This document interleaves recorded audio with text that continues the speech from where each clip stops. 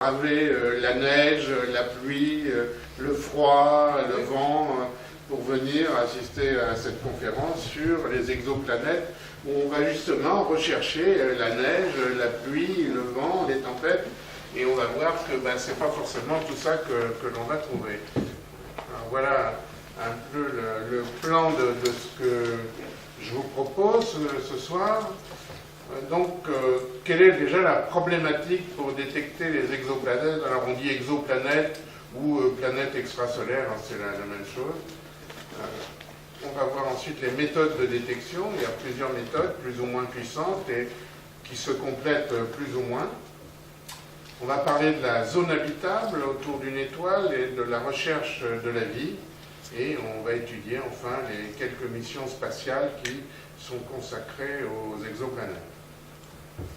Alors, ça c'est un petit résumé. Donc vous savez qu'on vit dans une galaxie. Une galaxie comme la nôtre, ça contient 100 ou 200 milliards d'étoiles.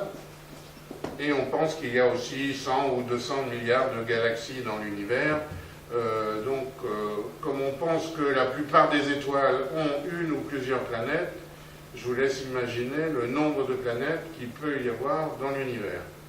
Donc, c'est pas absurde de se poser la question, est-ce qu'il y a d'autres planètes autour d'autres étoiles? On sait que oui. Et est-ce qu'il y a des planètes, surtout des planètes comme la Terre? Alors, pour ça, il faut parler un tout petit peu de notre système solaire, pour essayer de comprendre les autres. Système solaire, c'est quoi? C'est un nuage de gaz qui va s'effondrer sur lui-même de par action de la gravité, et en s'effondrant sur lui-même, la partie centrale qui va concentrer le plus de matière, à un moment et à un autre, va atteindre une concentration tellement grande que ça va déclencher des températures phénoménales et ça va déclencher des réactions nucléaires, et ça, ce qu'on appelle, ça va allumer les réactions nucléaires, ça va être le début d'une étoile. Et alors, la matière qui restait autour de cette étoile, progressivement sous l'action de la gravité, ça va se mettre sous forme de disque ou d'une grosse crêpe, et c'est ce disque de poussière qui aussi, par accrétion de matière, la matière appelant la matière, va créer des systèmes planétaires.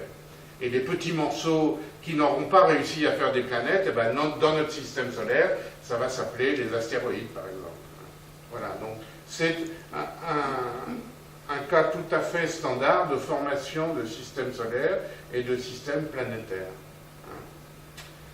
Alors, depuis des années, on découvre de plus en plus de ces planètes extrasolaires, et justement, ça pose la question de savoir est-ce qu'il pourrait y avoir une autre vie ou d'autres formes de vie dans l'univers. Évidemment, on n'y répondra pas ce soir, mais on essaiera de poser quelques jalons pour savoir quelles sont les bonnes questions et les bons facteurs à chercher dans ces planètes que l'on découvre tous les jours. Alors, vous savez, historiquement, c'est Michel Mayor et son équipe avec Didier Queloz, que vous voyez en bas, là, sur la photo, de l'Observatoire de Genève, mais à l'Observatoire de Genève, ils ne sont pas bien équipés en instruments, donc ils sont montés à l'OHP, à l'Observatoire de Haute-Provence, en 1995, ils découvrent, autour de Pégase 51, en octobre 1995, ils découvrent une planète. On va voir comment ils ont fait ça. Alors, comment peut-on détecter des planètes hors du système solaire? Vous savez qu'une planète, par définition, ça n'émet pas de lumière. Ça réfléchit la lumière de sa propre étoile. Alors, vous voyez, dans le cas de Jupiter, Jupiter ne réfléchit que 1 milliardième de la lumière du Soleil. C'est pas lourd. Donc il faut arriver à détecter ce 1 milliardième de lumière du Soleil qui baigne dans la lumière du Soleil. C'est comme si vous vouliez détecter près d'un phare, une lampe électrique qui est allumée à côté d'un phare. Vous avez très peu de chance. Voilà. Donc, les deux difficultés majeures, c'est séparation angulaire très faible. Pourquoi? Parce que les exoplanètes sont situées très loin. Donc entre l'étoile et l'exoplanète, il y a très peu de séparation en vue de la Terre. Hein, et le contraste en luminosité, par contre, est énorme. Hein. Dans le cas de Jupiter et du Soleil, c'est 1 milliard. Je vous laisse imaginer la Terre, qui est beaucoup plus petite que Jupiter.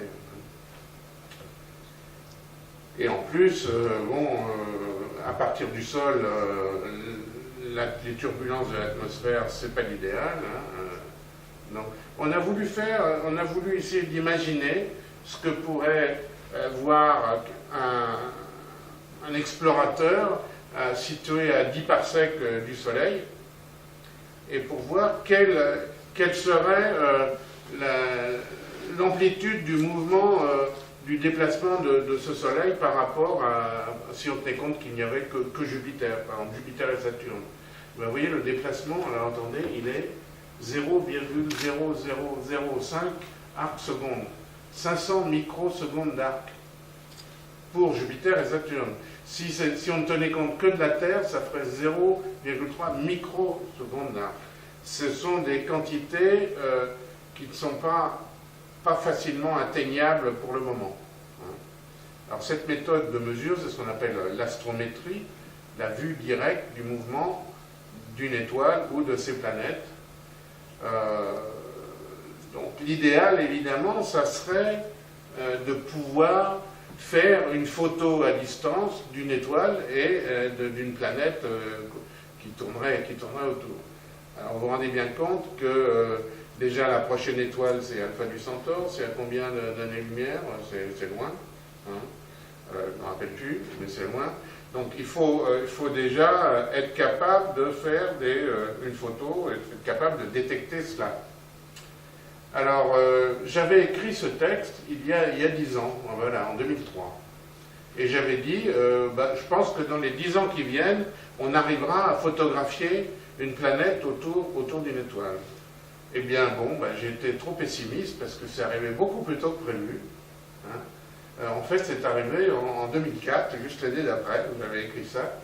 Pourquoi? Parce qu'on s'est rendu compte que, en fait, ce facteur, la différence de luminosité entre l'étoile et la planète, ce facteur, il peut diminuer quand on fait des mesures en infrarouge. Donc, on gagne un peu en sensibilité en infrarouge, et en fait, on va essayer de faire des photos en infrarouge. Et effectivement, la première photo d'une planète extrasolaire, que vous voyez ici, c'est autour d'une naine brune, ici, qui a été photographiée en 2004 au VLT. Alors, la naine brune, c'est ça, la planète, c'est ça, et c'est dans la constellation de l'Hydre, et ça s'appelle 2M 1207, peu importe. Cette naine brune est quand même située à 230 années-lumière de chez nous. Donc vous voyez, c'est quand même un bel exploit qu'on n'arrive pas à refaire tous les jours. Hein.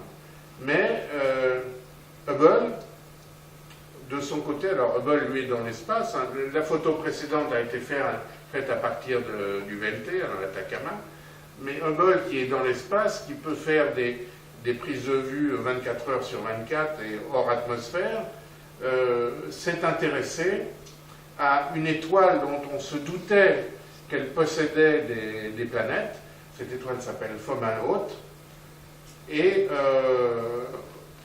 elle a pu voir, en fait, en comparant des photos sur plusieurs années, que je vais vous montrer, elle a pu voir effectivement une planète, probablement en formation, mais une planète. Alors vous voyez, ça c'est Fomalhaut avec le coronographe pour masquer, bien entendu, pour masquer le centre de l'étoile, sinon on saturerait la caméra. Hein. Cette étoile, en fait, possède un disque de poussière. Vous vous rappelez le disque de poussière dont je vous ai parlé il y a 5 minutes, hein. C'est le disque de poussière. Donc on voit que c'est un système planétaire en formation, hein, puisqu'il y a toujours des disques de poussière. Notre système solaire, lui, est formé, il n'a plus de disque de poussière. Et Hubble a comparé des photos prises en 2004 et en 2006. Et qu'est-ce qu'on voit? En 2004 et 2006, on voit un petit point qui a bougé ici, et c'est une étoile, c'est une planète. Alors c'est une planète qui est située loin de son étoile, hein, elle orbite à 10 fois la distance de Saturne à notre Soleil, 34 milliards de kilomètres en gros, hein, non, pardon, ça c'est 10, 10 fois la distance de Saturne à notre Soleil. C'est pour ça que ça met très longtemps à faire le tour de l'étoile, et c'est pour ça que Hubble l'a détecté. Donc, regardez ça, c'est quand même un exploit astronomique. Hein, ça. Je me demande ce qu'on fera quand Hubble ne fonctionnera plus. Vous voyez l'échelle ici, 100 unités astronomiques. Ah, vous voyez, donc déjà, c'est un immense système planétaire. Hein,